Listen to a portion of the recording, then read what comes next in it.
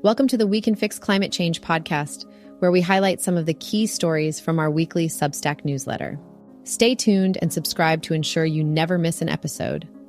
In today's episode, we'll cover Earth Overshoot Day, Britain's decision to grant new oil and gas licenses in the North Sea, the opportunity presented by the global stocktake at COP28, the environmental impact of increasing fossil fuel extraction and its implications for meeting the goals of the Paris Agreement, the milestone of wind and solar surpassing fossil fuels for electricity generation in the EU, the emissions and deforestation caused by beef production, the challenges faced by the U.S. Forest Service in planting 1 billion trees due to a lack of seedlings, and the irreversible effects of climate change on ecosystems, and the need for immediate action to mitigate climate tipping points.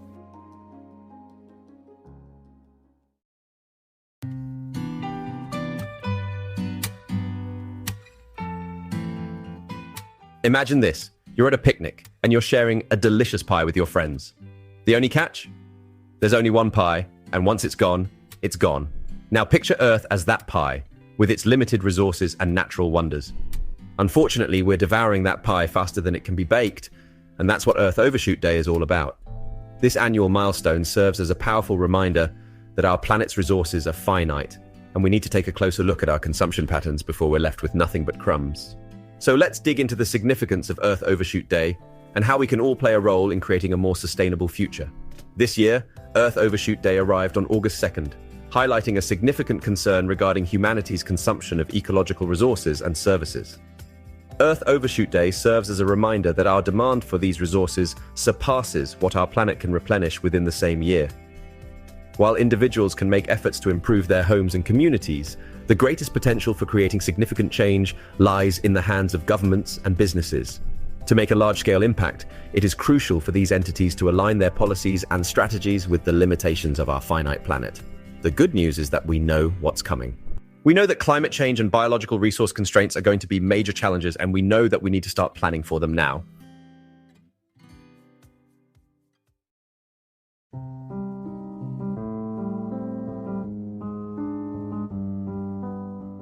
Britain's decision to grant hundreds of new oil and gas licenses in the North Sea, despite increasing demands for a transition to renewable energy sources, has generated concerns and skepticism within both the energy industry and environmental circles. This move seems to go against the prevailing global trend of decarbonization and highlights a potentially narrow-minded approach to energy policy. Detractors contend that such a decision overlooks the pressing need to address climate change and embrace cleaner alternatives in accordance with international commitments like the Paris Agreement. The granting of new licenses for fossil fuel exploration runs the risk of perpetuating our reliance on non-renewable resources, impeding our progress towards a sustainable future. As the world grapples with the challenges posed by climate change and strives to reduce greenhouse gas emissions, many countries are actively seeking to shift away from fossil fuels and towards renewable energy sources. This strategy aligns with the broader goal of achieving a more sustainable energy system that is not only environmentally friendly, but also economically viable in the long term.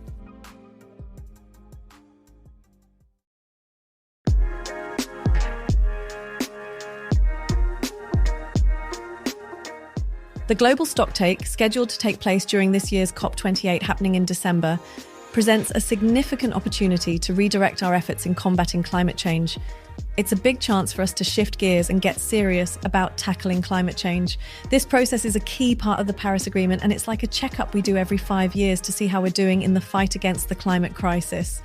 The main deal with the stocktake is to look at how well we're cutting down on those greenhouse gases, building up our ability to handle climate impacts, and getting the money we need to deal with all of this.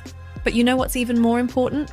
It can't just be a list of how we're not hitting the target. It's got to be a push to make things happen. We're talking about getting countries around the world to step up their climate game, go big on new ideas, and change things in a major way, so we end up with a future that's no carbon and fair for everyone.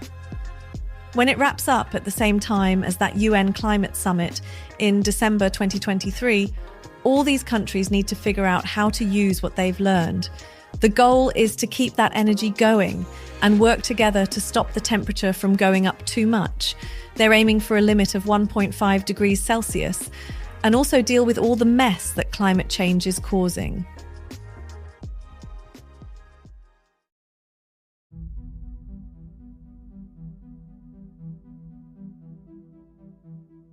The article, Science Shows the Serious Climate Impact of New Fossil Fuel Extraction, from The Conversation, dives into scientific research that shines a light on the big environmental problems linked to pumping out more fossil fuels.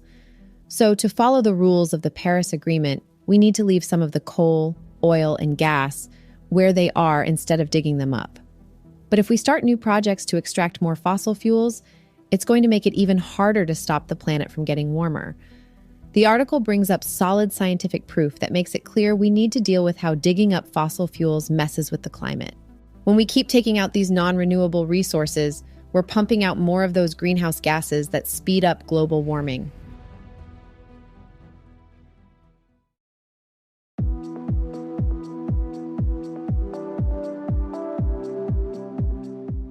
Ember, a global energy think tank, just put out a report called Wind and Solar Beat Fossil Fuels for Power in the EU. It's a big deal because in May 2023, wind and solar energy sources actually produced more electricity than fossil fuels in the EU. This is a major step toward the EU using cleaner energy options. A few things have led to wind and solar becoming more dominant in the EU. One big reason is that it's becoming cheaper to set up these types of renewable energy systems. As the costs keep going down, people are choosing wind and solar over fossil fuels.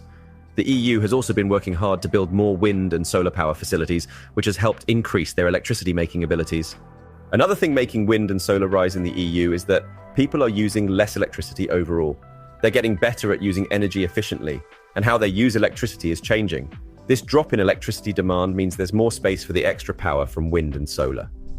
In the future, wind and solar power are expected to keep growing in the EU. The cost of these green energy technologies should keep decreasing. This switch to wind and solar is a good move for the EU. It's all about moving toward an energy future that's better for the environment.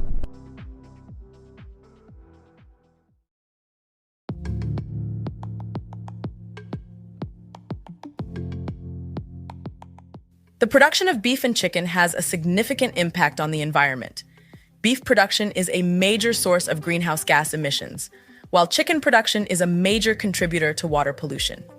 In a recent article, The Economist argued that treating beef like coal would make a big dent in greenhouse gas emissions.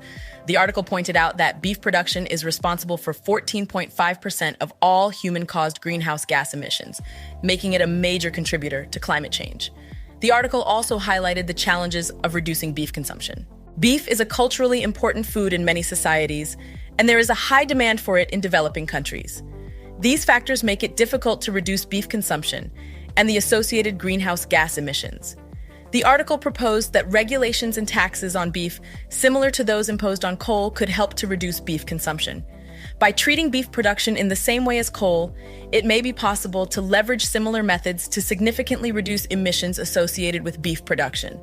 In a separate article, Vox highlighted the growing dominance of chicken production worldwide. The article cited a forecast that estimates annual chicken production will increase from 74 billion chickens to around 85 billion by 2032, representing a 15% rise.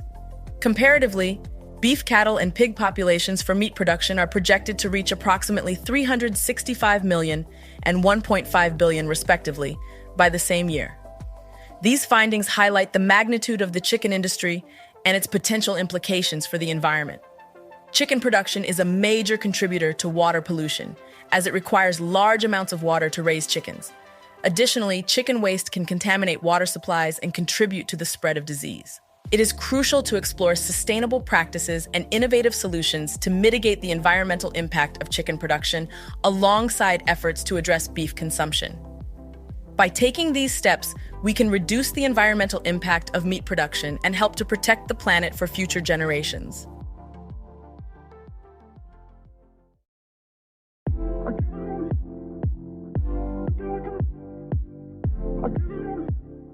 According to an article published by EcoWatch, a study has found that the US Forest Service's plan to plant over 1 billion trees is facing limitations due to a lack of seedlings. But the article points out a few issues that are making this reforestation effort a bit tricky. The study shows that there's a backlog in reforestation and the nurseries themselves need some updates. Also, the process of getting a variety of seeds and seedlings is a bit complex. So it looks like more money will be needed to make this plan work.